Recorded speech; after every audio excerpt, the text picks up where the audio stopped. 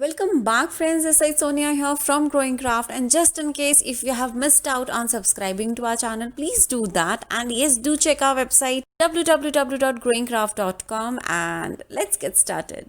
And we have this beautiful pretty horse. Now you will see right now what I have done to this and why I have done to this, that also you will see at the starting of the video itself. So yes, so actually this was a plain clay horse like this one, so I have transformed this into a beautiful and so metallic, so beautiful, so gorgeous piece of art, and I hope you will enjoy this session. And yes, before we start this video, do not forget to check the supplies list, as I have mentioned everything on the description box, and let's get started.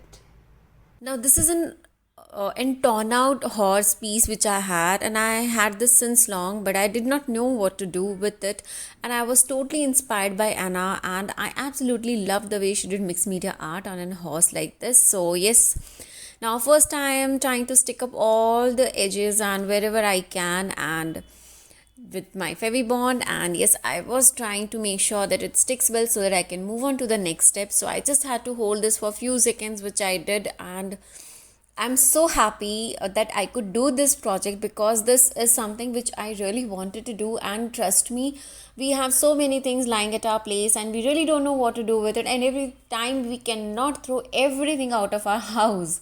So yes, that's how I thought of doing this. Now to prep up my base, here I'm using my white color gesso, and I'm going to make sure that I apply this generously. Now the gesso I'm using here is a heavy gesso, so yes, with just one coat it will be absolutely amazing to use all the colors and all the mediums on this.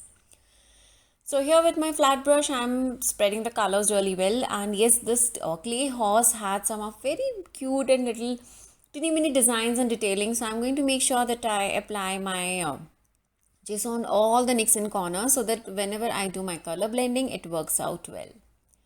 Now this was super fun to prep up my base, because this looks very tiny, but it actually took me so much of time. So even if you are watching this video, this is almost in the speed of 6K. So yeah, it took me a little time, but this was such a relaxing process for me. So whenever I do altered project or any of the mixed media projects, so or the decoupage project, in fact, I really love doing that, and they are so stress buster kind of thing for me, and I love shooting the tutorials of them too. So here we are done with the gesso part, and now it's time to use the colors. So here I'm going to use my shimmer paints, my chalk paints, and I'm just going to blend in the colors. And like you always know me, that I am always running out of colors, some of the other colors. So yeah, here I was running out of metallic colors today. So at the end you will see that how I had blended my colors really well here.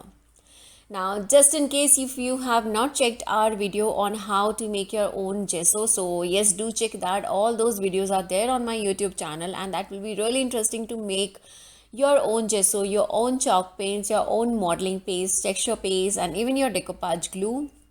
Do not miss that. I will link that video in the description box. Do check that. So here I'm using a green color chalk paint, and yes, this looks absolutely beautiful. I was so much in awe and love with this green color, and I have used this with so many projects out there. So now this looks gorgeous and beautiful, and this is dried out completely. So now here I'm going to use my purple shade. Now whenever I'm doing my coloring work, I try to use my round brushes or my flat brushes. It depends. When I was doing this particular project, I actually had to switch so many of my brushes, because I was not sure which one is going to work fine, as the only reason is that this horse had so many teeny mini details and the grooves, which were of course so beautiful, but I had to highlight them. Now here I'm using a round brush to apply my purple color chalk paint, and as you can see that I'm not covering the complete horse, because I wanted to give it a very metallic look, and yes, for that I had to play around with the shades. Now many of you have been asking me, can we use acrylic paint instead of chalk paints? Yes, you can, but then look and feel is going to be completely different. The chalk paints are absolutely matte unless until you are using any of the metallic ones, but acrylic paints, they are not complete matte, so definitely the look and feel is going to be very, very different. Another thing which I have realized over the time, that matte finished look gives you a more space to work around the possibilities of playing around with the mediums and the textures. And this is again my personal preference, so if you want, you can try out other mediums too, and I hope that works out for you guys too. So now here I'm done with my purple color, and with my fingers I am going to use my blue color shimmer paint. So this shimmer paint, I have been using this for almost 3 years now, and it still has some of the paints inside it which I'm using. So with this one right now, what I'm doing is I'm highlighting just the textured part. So textured part means the detailing part of the horses. This is just to make sure that these parts are highlighted a little more, because when we use the same colors on the complete horse, the the patterns are going to just hide out. So we need to highlight that. So if you want, you can use paintbrush for this, but I feel that fingers are the best way to give the nice and rough edgy look to your projects, and that's the reason I always keep on messing up with my fingers and my paints, and you will always see my nails dirty with the loads of colors I use every day. Now just highlighting few more elements of my horse with my blue color shimmer paint, and once this is done, then we are going to add orange color to it.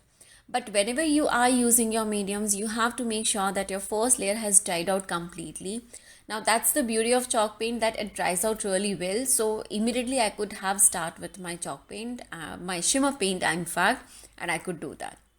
Now here I'm using my orange color shimmer paint, and if you remember, I had just done my blue color shimmer paint, so my blue color is still wet.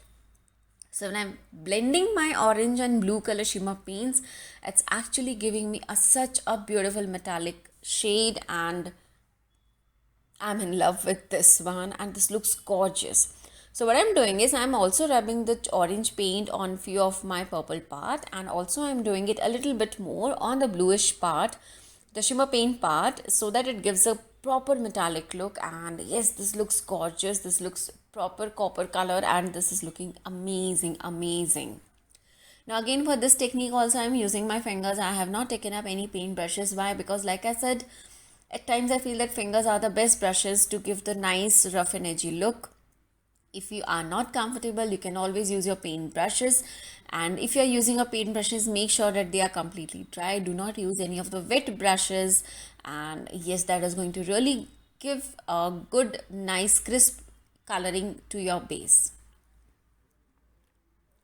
Now how much color you have to use is what you need to decide, because it depends on what kind of look and feel you are looking for. And as you can see that I'm just brushing this up with my fingers. So yes, I'm using just a tinge of color on my complete project. Now once I'm done with this color, I need to let it dry for at least 2 hours. And once this is done, then we are going to move on to the varnish part. Now varnish part is really important, and yes, this is really simple. You just need to do your varnish work and make sure that it dries out completely. And once this is done, we are going to use this as a decorative part at my place. So yes, I really hope that you all enjoyed this tutorial. Of course, sharing few more pictures at the end. I have already listed down all the supplies down in the description box. Do check that, and thank you so much for watching guys. Take care. Bye bye.